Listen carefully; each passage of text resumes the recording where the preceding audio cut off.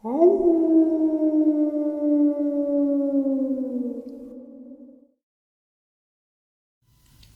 greetings and salutations, everyone. I hope everyone is doing well today.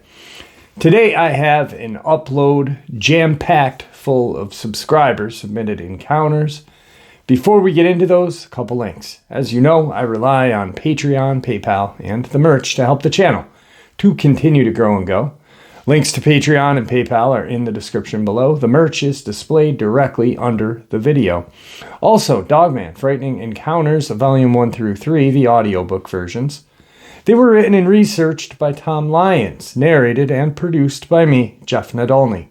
Those audiobooks are available on Audible, Amazon, and iTunes, the links to which are also in the description as well. And finally, last but definitely not least, if you'd really like to help support this channel to continue to grow and go, simply subscribe. It doesn't cost a cent. Click that like button. It takes half a second. If you don't want to miss out on any of the informative and exciting uploads that I put out, just click that bell icon. And finally, please just leave a comment. Why? Well, because all these things, they really do help this channel to continue to grow and go. And guys, they definitely matter. With that, I have taken far too much of your time. Let's get on with today's upload, shall we? All right, guys. Today I have a jam-packed subscriber submitted upload. I'm gonna do a bonus upload a little bit later about something that I wanted to talk about with you all, but I didn't want to include it in here and take away from these encounters. So about midday, maybe 2-3 o'clock, I'll have a bonus upload out for you all. That won't take away from Saturday's bonus, but it's something that needs to be addressed. And I'm really having a hard time not talking about it right now. But encounters and sharing people's experiences are more important than my feelings. So let's get into this. Today's first subscriber submitted experience. Hey Jeff, this is my experience, the War Valley Monster. The oldest and strongest emotion of mankind is fear. The oldest and strongest kind of fear is the fear of the unknown. H.P. Lovecraft.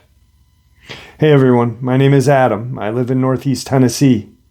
I have nothing to gain from sharing this experience, and I've only told a handful of people outside of my family and a few friends.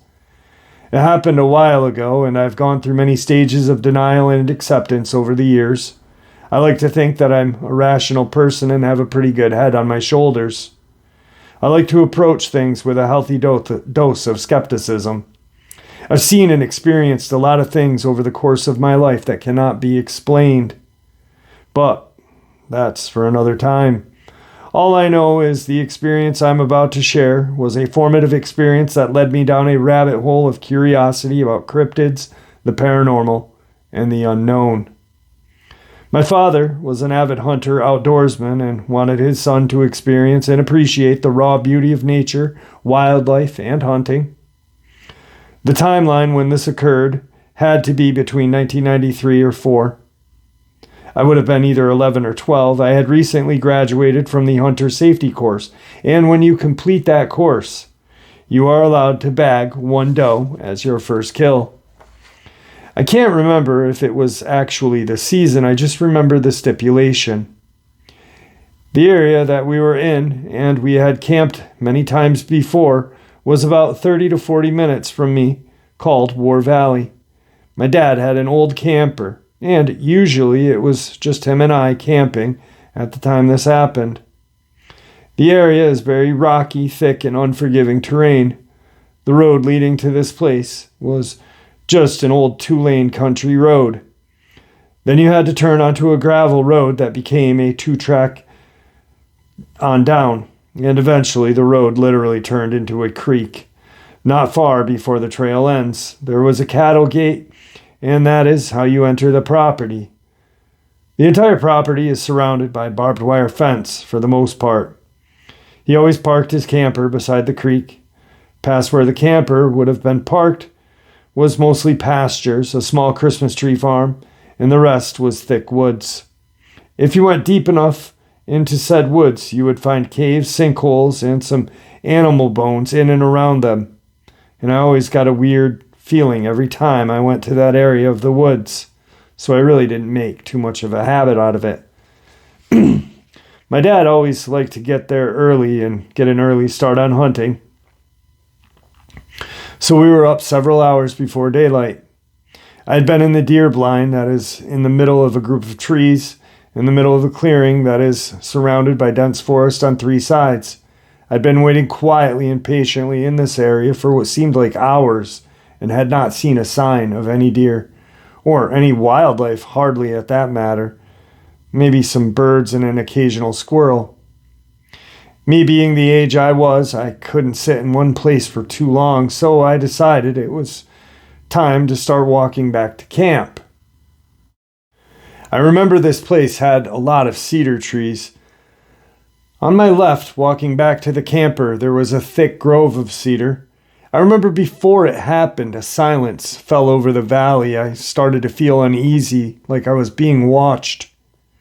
All of a sudden, in the grove of cedar, I see an enormous silhouette of a figure. It had to be at least 8 feet tall, bipedal, very broad in the shoulders.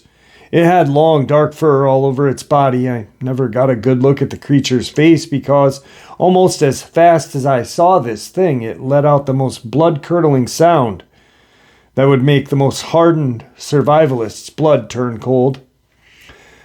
The only way that I've been able to describe it was something between a vicious roar and a scream. The sound of this creature would be impossible for any human being to make in terms of sheer volume, pitch, and timbre. I remember an awful stench in the air filling my nostrils. It never came out of the cedar tree line to my knowledge, as far as I can remember. When I started running, I never once looked back. I was absolutely terrified. I was carrying my old Chinese SKS semi-automatic rifle, but I didn't want to stick around and press my luck with this creature. When I got back to the camper, which was around 250 to 300 yards from the spot I was hunting, my father was nowhere to be found. When he finally showed up, I had to unlock the camper to let him in. I had barricaded myself inside with my rifle in hand, and he clearly saw the fear in my face and knew something was wrong. I asked him where he had been, and he told me that he was up on the mountain on the opposite side of the valley looking for a new spot to set up a stand. He said that he had heard something, but didn't know what it was or where it had come from. I believe we camped the following night, and I couldn't sleep at all. The sound of the wood knocking, whooping, and chattering that night following my encounter, and the terror that was and still is incredibly real, was enough for me. That was the last time that I ever stayed the night on that property. I still love nature and animals, and I have a healthy respect for all things wild, but that experience made me feel very uneasy about returning to that place. My dad passed away in 2007, and I have not returned to this area in many years. He had a good friend and hunting buddy, a former Green Beret, who was a pretty tough guy. He was the highest decorated veteran from the Vietnam War in the state of Tennessee, and apparently he saw the same thing I did and swore he would never return to that place again. Even after the brutal things he had seen on the other side of the world decades before, you could tell that something scared him just as bad as it scared me, an 11 or 12-year-old boy. I can't help but think that somewhere down there, deep in those woods, this creature still roams the land. And who knows, there may even be a population. Was it Bigfoot? I don't know. I'm pretty sure maybe. I can tell you the sound this thing had made in the back of my mind and still makes the hair stand every time I think about it. The mental scar, the emotional damage this encounter has done to me has stuck with me for my entire life. I'm always vigilant every time I enter the woods. Thank you for sharing my experience, Jeff. I hope it made sense and that I remembered all of the details, even though it happened very fast. Like I said, I've only shared this with a few people before now. If you're ever out in the woods, stay safe, listen, and be aware of your surroundings. Sincerely, Adam. Wow, what an absolutely horrifying encounter. It's crazy. The encounters that people have endured. And, I start this channel because I had my experience in 1994. And I wanted to create a platform for people to share. And every time I hear someone's encounter, I think back to mine. And I'm thankful when I saw what I saw that night, that I was in a car and not in an open space. We saw the eyes in the woods, but I didn't see what those eyes were attached until we were in a car and turning north towards town. Anyway, tonight's second encounter is from a subscriber who has been with the channel for a while. She's been at every live stream. And it's taken her a while to share her experience, but here's Joe's experience. Jeff, I want to take a moment and thank you for all of your hard work and dedication you have and continue to give to the research community and the channel. Thank you for supporting people and giving them a non-biased platform to share their encounters and experiences. I found your channel 3 years ago while recovering from ankle surgery. I admired everyone who was brave enough to come forward and share their experiences. I've spent my childhood up until my young adulthood being bullied and tormented for being Native American. Out of 100 students in our class, there were only 3 of us that were Native. When my encounter happened, I was so scared of the abuse that I would endure if I came forward. I felt crazy enough and spent many days wondering if I'd finally lost it. Jeff, I sent you Google Map shots of the location and drew the route I took. I sometimes have trouble explaining things clearly. In the photo of my last childhood home, it's hard to see, but there is a 10-foot tall chain-link fence that separated our backyard from a parking lot. Late spring, 1986, I was 15 years old. I was excited to get my first job outside of babysitting. I started working as a paper boy for the Portland Press-Herald, Maine Sunday Telegram. The paper route took me all over a large area of Lincoln. The courier dropped off my route stack at the corner of Morgan Street and Main Street at around 3 a.m. Through summer, I didn't have any creepy crawly feelings. I would even stop at the Matawakak Lake, aka Lincoln Beach, to go for a swim when I was done with my job.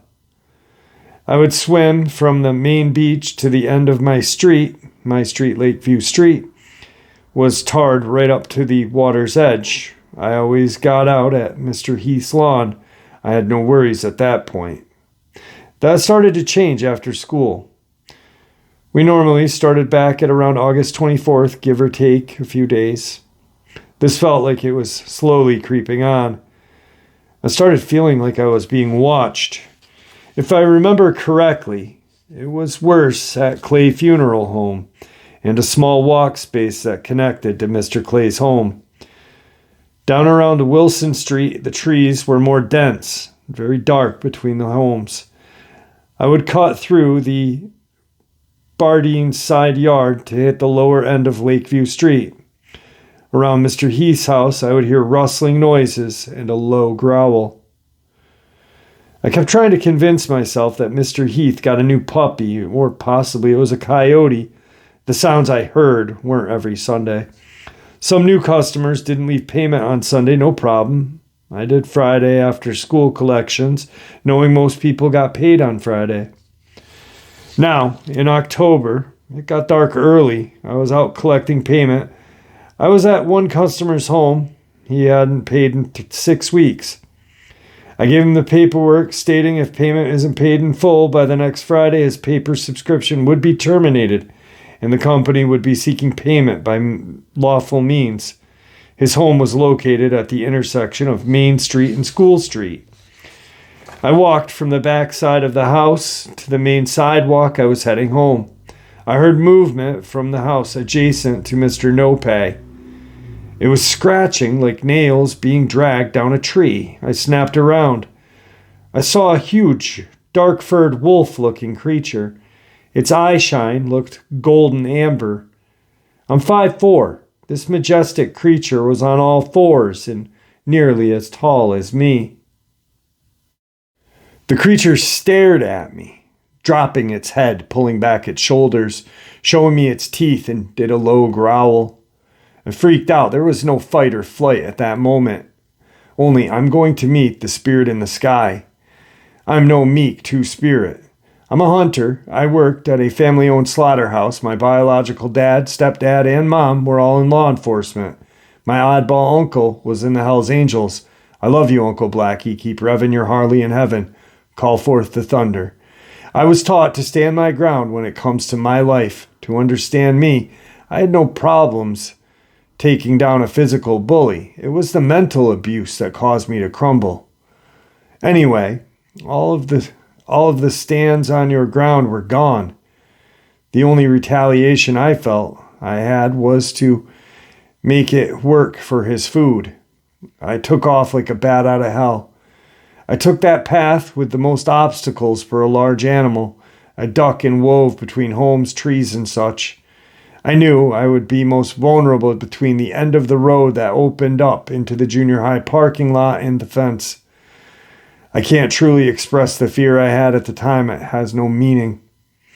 I could hear it sniffing, running, and growling. I could smell strong urine. I got more scared when it got quiet. I made a break for the parking lot. I heard it hit the ground like he had jumped from a tree or a wolf or a roof. I refused to let myself ponder on that info. I just wanted to get home and get home safe. I made it to the fence. I hadn't climbed that thing so fast in my life. I ran past the back porch to the front of the house. I flew inside. I ran around, locking all the doors and the windows, and ran upstairs and hid in the bathtub. I pulled my cigarettes out of my pocket. I must have smoked 5 of them in a row. I went into my room. I looked out my bedroom window that faces the parking lot. The school had lights on the building that lit up that parking lot. I saw it by the door side corner, staring up at my window. I shit you not. That thing stood up. It was standing. All I could think was werewolf. I was screaming werewolf. They aren't real. What the hell? I had a hard time believing what I was seeing. I spent the whole night smoking weed. I begged my stepdad to take me around on Sunday. He agreed on the condition that I bake him some oatmeal cookies. On Sunday, I suggested to Dad to pack heat. I gave the reason for coyotes. That was the worst of the encounters. I was too scared to tell anyone about this. I felt crazy. I gave up that paper route 1st of December. A few weeks later, there was a snowstorm. It was my job to clean the snow off of roofs. I was the only one who wasn't afraid of heights. I opened my bedroom window to clean off the snow. I screamed. There was a bipedal wolf-like footprints in the snow outside of my window. I looked over at the garage, and sure enough, there were prints over on that roof. They must have seen the most I've seen in years in eyeshine. In 52 years now, I could care less if I'm not believed. I know what I went through. This may be a coincidence.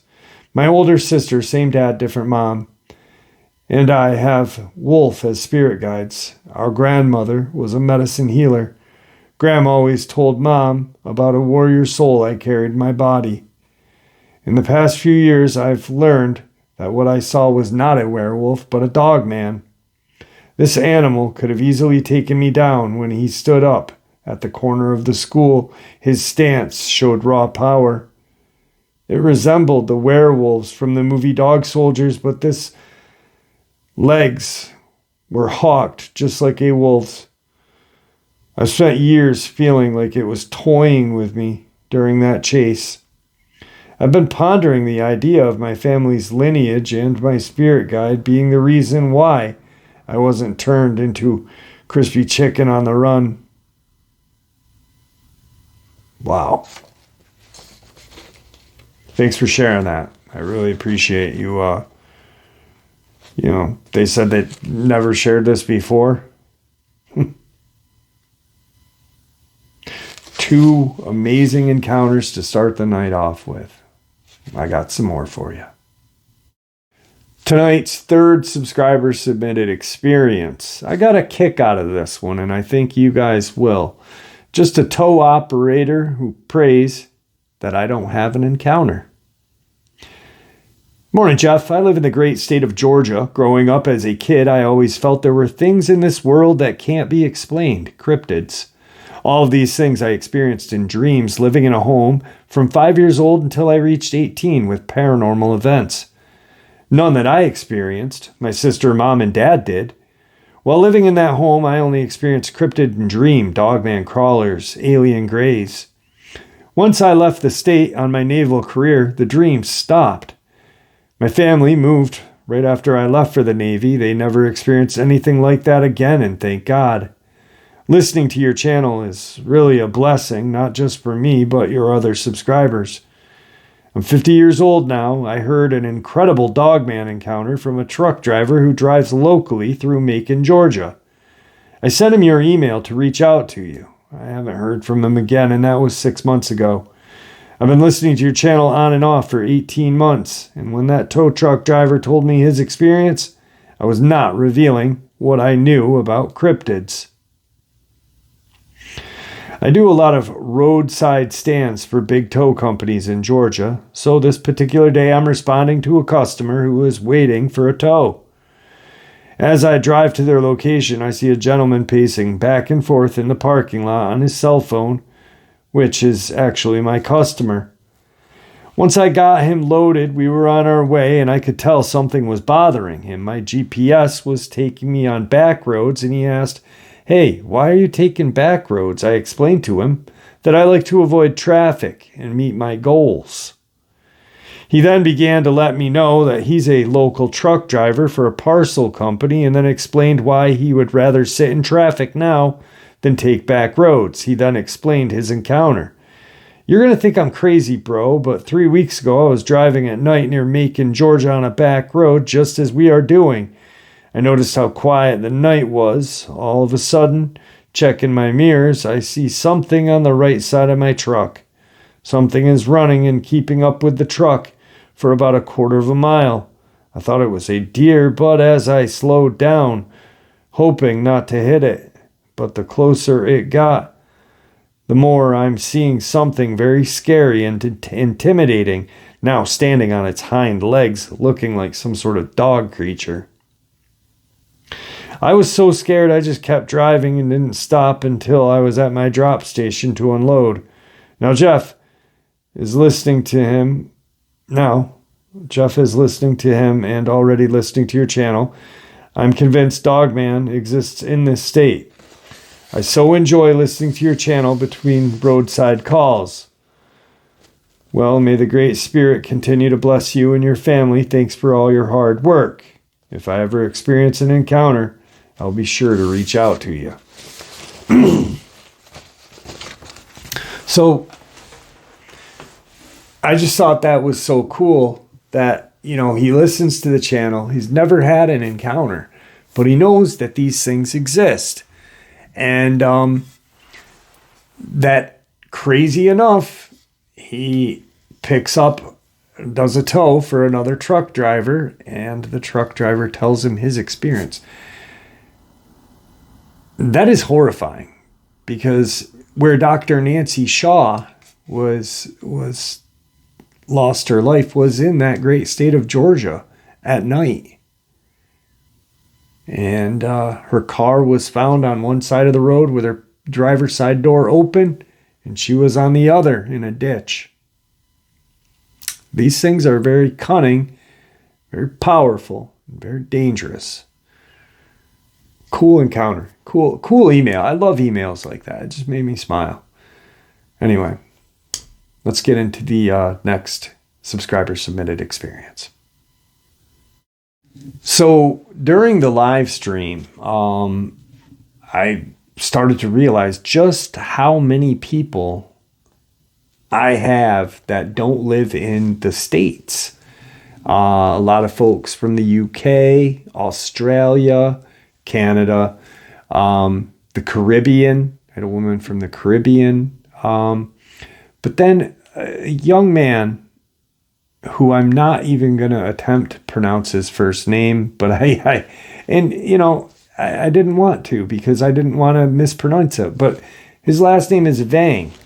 And in the comment section, he said, "My dad had a rock ape experience in Laos." My dad was in Laos, and he had a rock ape experience. He shared bits and pieces of it with me, but I said, "Hey, Vang, would you mind sharing that experience with me?" And he said, "Yeah." And I said, it blows me away that here I am from upstate New York, and this channel touches people from all over the world. It never ceases to amaze me how big this community is and how blessed I am to get to meet all of you. So thank you. On to Vang's dad's experience. Remember, he's from Laos, so here goes. Jeff, I remember my dad telling me when he used to go hunting with my uncles in the mountains of Laos. And when they go hunting, they usually go for days. So my dad told me they would always see someone or something peeking out behind the trees staring at them. And let me tell you, living in the mountains, you barely see or cross paths with people.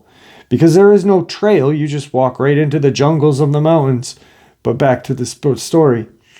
They will always see something peeking behind the trees staring at them. So when evening come, everyone will use one long rope or string it and tie it around their waists in case one gets taken. Everyone will know, but every night they will always hear them speaking to each other in a language they'd never heard before. They'd always hear whooping noises at night, but never bother them. But anyway, feel like they are being watched, and the only description my dad gave me was the one peeking behind the tree. He said it was 5 to 6 feet tall. Its nose looked like a human nose, but the head wasn't a cone shape. Hair was on its body, was blackish. I wish I could give you more, but my dad passed away from COVID in 2020. So all I got was the story he told me before he passed. So this was his encounter with the rock ape. Sorry if my dad's encounter wasn't exciting like others, but this was his encounter, he told me. Vang, thank you for sharing this with us, and I'm sorry for your loss, my friend. But what an amazing experience, you know? Just one that you hardly hear. Actually, my dad had a rock ape experience, and I've got sorry guys, I didn't mean to click that. I've got a fella that I've got to reach out to right here that had a rock ape experience when he was in Vietnam.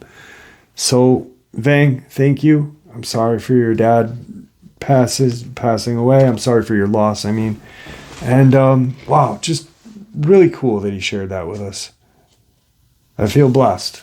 So, on to the next encounter.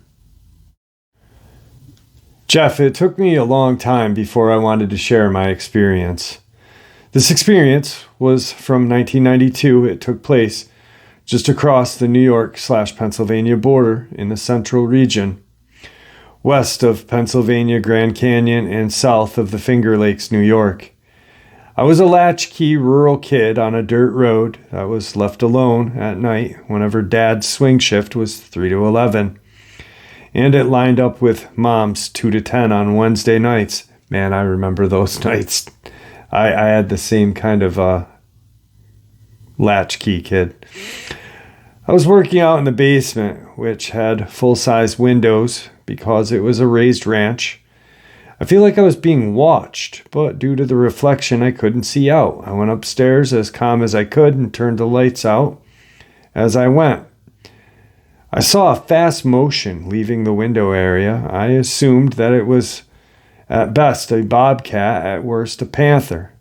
I know both states' DEC say they don't exist, but I've seen them with my own eyes, as several members of my family have as well. When my dad got home, I told him about it. He wanted to check it out. So we went out armed and looking for tracks. We expected to see cat prints. Instead, found large dog prints in the snow. He scolded me, saying it was the neighbor's Rottweiler, but I remember thinking, no, it was way too big. He chalked it up to my 17-year-old overactive imagination.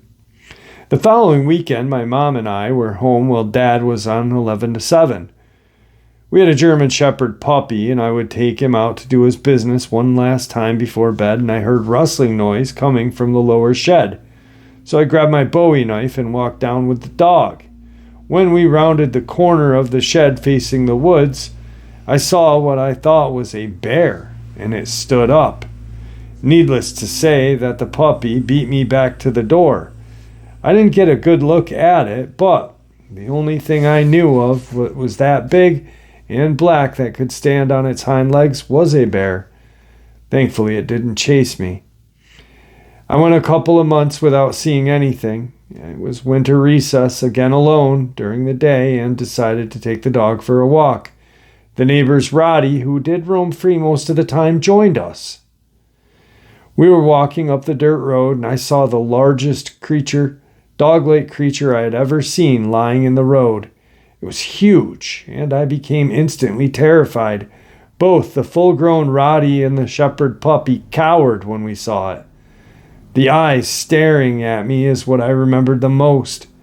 I backed up without taking my eyes off the creature. It got up on all fours and leered at me. Thank God a milk truck came barreling down the road, making it move. I took this opportunity to get back to home. I even had the neighbor's dog inside with me. I watched out the sliding glass window throughout in the afternoon and saw it. It was sitting in the woods watching me. The entire time the dogs were silent. I went to the gun cabinet to get a shotgun. I loaded 3-inch deer slugs. It was the best we had.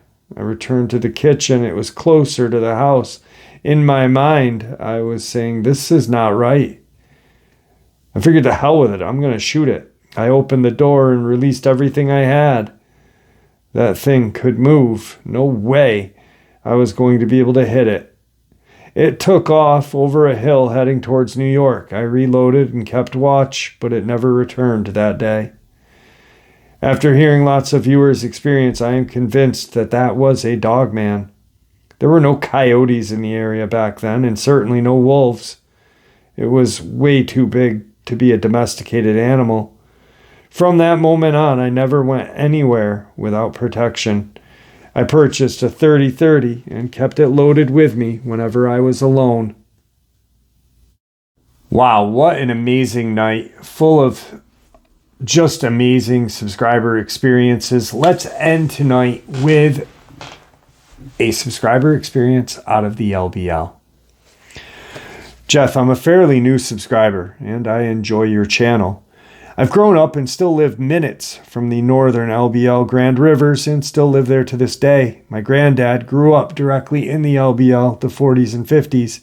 He tells us of some wild, haunting stories that he and his siblings and his mom endured. Not only is the LBL home to Dogman and Sasquatch, but it's extremely haunted with evil entities also dwelling in the area. Now, my granddad and grandma are both buried together at Paradise Cemetery in the LBL, which is close to Hotel California. The reason I'm writing this is because my 13-year-old daughter and I witnessed something very disturbing and frightening while riding one night. We live in dense woods that are directly near Clark's River bottoms. There are many trails in those woods, and my daughter loves to ride them. It was 10:30 at night. We were on our way back home from riding when something stopped us in our tracks.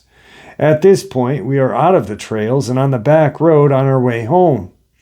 The back road, however, is still basically in the woods, but just on the road as the woods surround the small blacktop on both sides.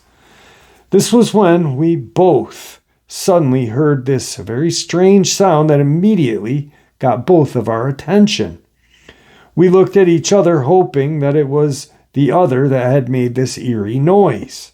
The best we both could explain it is it sounded like someone or something was literally right behind us with a low growl at the back of our necks. After going back and forth with each other about not making a sound, we realized that it was neither of us. Puzzled and now worried, we turned around and headed back to the spot where we both heard the exact same noise to try and see what it could have possibly been. We pull up to the spot with my cell phone to record, our headlights pointing directly into the woods where we heard it. But we didn't see anything. We were both baffled. Because of how real and close the growl was, however, when we watched the video back the next morning, we discovered something that we never thought possible. In the video, you can hear my daughter asking if I see anything, as I nod no. When we approach the area, you can see this thing actually coming out of the shrubbery/wood line, and when we pan the area with my cell phone, the entity is completely out of the woods, staring at us.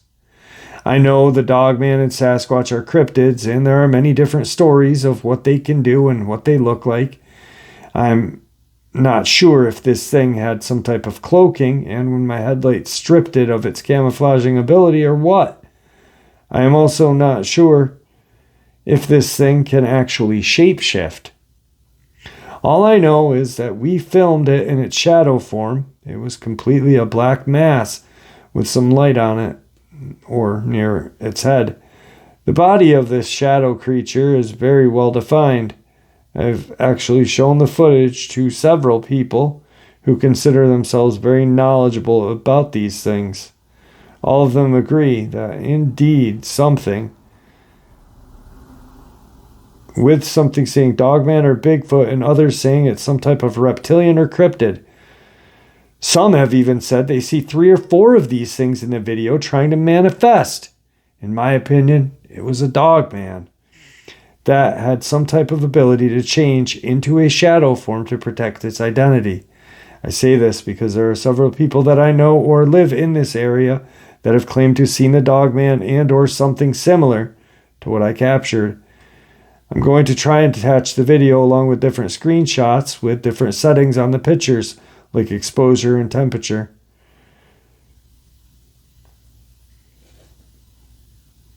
Thank you, Jeff, for everything you do and the information you give.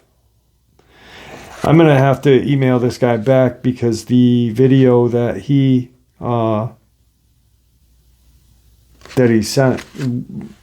sent the email, but there was no video attached for some reason. So I'm going to have to email this guy back and see if we can get that video footage up on here, because I'd like to see this thing. Also, one thing that he mentioned, how it was a shadow form, kind of. Let's really think here. What we know about the Rougarou, Louisiana's own shapeshifter, right? Creole lore, the Rougarou is Dogman, but can shapeshift to a crocodile-like man, can shapeshift into this black mist. I wonder if it's possible for a Rougarou or a similar creature to be in the LBL. Wouldn't be that strange, would it? I wouldn't think so. Anyway, guys, I really want to thank you for all your support. I hope you guys enjoyed today's jam-packed full of subscriber submitted experiences. I had a blast. I love doing subscriber submitted experiences. They just really just make it so good, you know. Especially the Vang one, you know, that was real sad. I'm glad that I could narrate his dad's experience on this channel in honor of him. You know, that's what it kind of felt like. Anyway, like I said in the intro, there's going to be a bonus. It's something that I got to address, and I didn't want to have it included in this video. It really, really got my goat, and you're going to have to hear it. So, guys, stay safe, happy, healthy. Thank you once again for all the support, and God bless you all.